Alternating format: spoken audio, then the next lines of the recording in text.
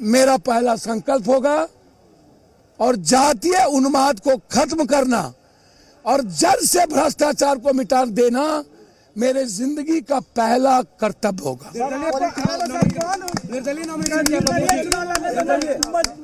कांग्रेस का समर्थन प्राप्त है, निर्दलीय चुनाव लड़ना पड़ा, इसीलिए कि मैंने अपनी पार्टी को। नामांकन भरा है, बहुत चर्चा चल रहा था, क्या कहेंगे, पहला प्रतिक्रिया? सर, ये लाखों की भीड़ क्या कहती है?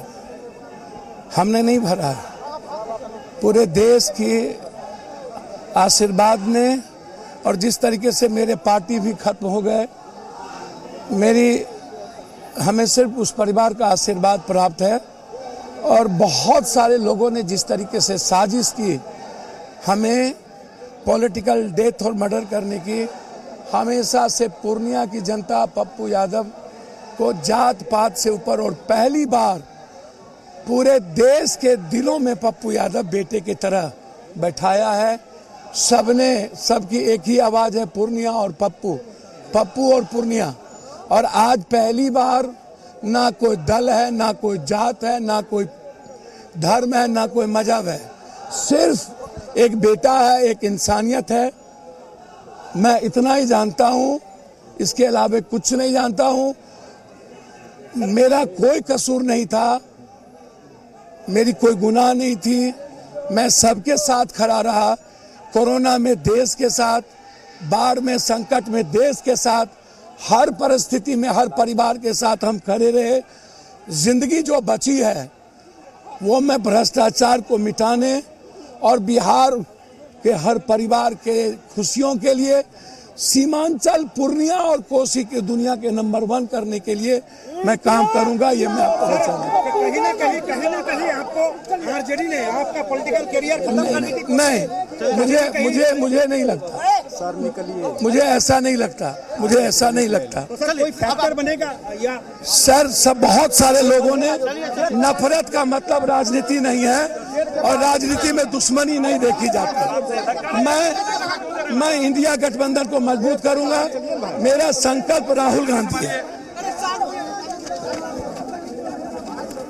तो पप्पू यादव ने नॉमिनेशन कर दिया है। पप्पू यादव ने पूर्णिया से निर्दलीय उम्मीदवार के तौर पर नामांकन किया है और उन्होंने एक बार फिर से दोहराया कि कांग्रेस का समर्थन उनको है और उनका संकल्प राहुल गांधी है। हालांकि पप्पू यादव ने ये कहा कि वो गठबंधन को मजबूत करना चाहते हैं, INDIA को मजबूत करना चाहते हैं और चाहते हैं कि पूर्णिया का नाम पूरे देश और दुनिया में लोग जाने, कोसी सीमांचल को वो मजबूत करें।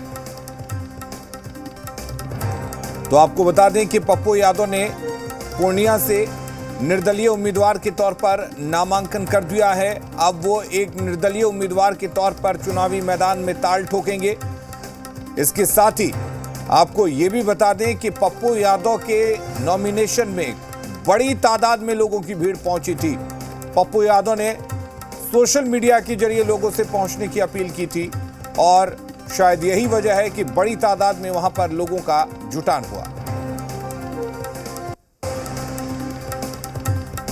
और हमारे साथ पप्पू यादव के समर्थक राजू दानवीर जुड़े हुए हैं। राजू दानवीर जी, आखिरकार निर्दलीय उम्मीदवार के तौर पर पप्पू यादव को मैदान में उतरना पड़ा, चूंकि आप उनके समर्थक हैं, उनके साथ रहते हैं, घूमते हैं, क्या लग रहा है, कितनी टक्कर देंगे बीमा भारती को? सर, इसमें जैसे वो लोकसभा का चुनाव है, उसमें 10 प्रत्याशी फॉर्म भरे, 20 भरे हैं।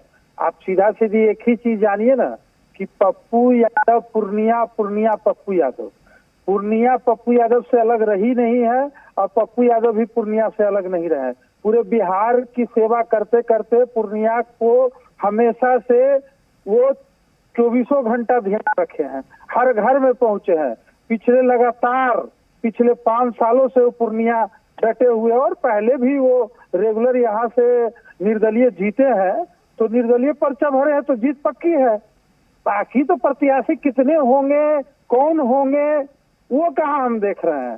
जनता तो सिर्फ एक ही बात देख रही है कि पप्पू यादव है, जहाँ पप्पू यादव हुए वोट।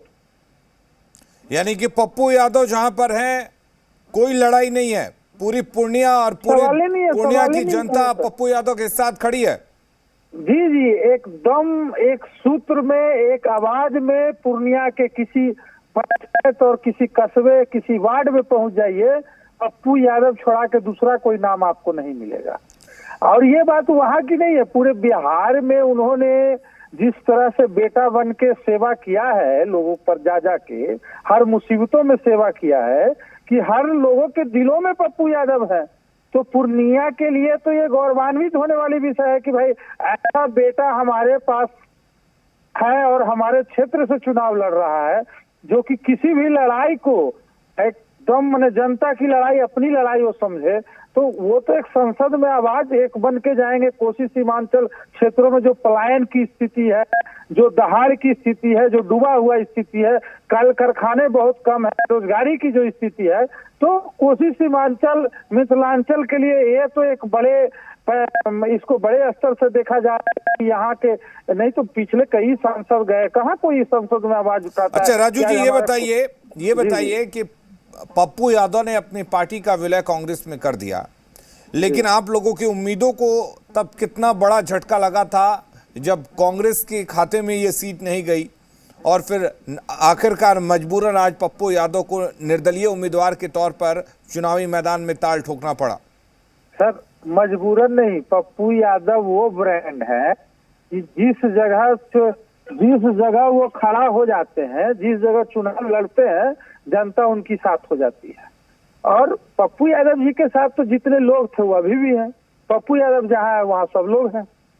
तो इसमें तो सवाल ही नहीं है। जैसे एक ठीक है, एक विचारधारा से जुड़ने का काम किए और अभी भी उसी विचारधारा में, अलग तो है नहीं। अभी भी हम जिस विचारधारा में विलय किए, अभी भी उन्हीं का विचारधारा से चल रहे हैं और हमारी विचारधारा उनकी विचारधारा दोनों का मैच किया है, तब हम लोग जाके विलय किए हैं। लेकिन ये बताइए कि तेजस्वी यादव हेलीकॉप्टर से आ जाते हैं बीमा भारती के नॉमिनेशन में, जाहिर सी बात है कि बीमा भारती को मजबूत बनाना चाहते हैं कि यादव वोट जो है उनके साथ जाए।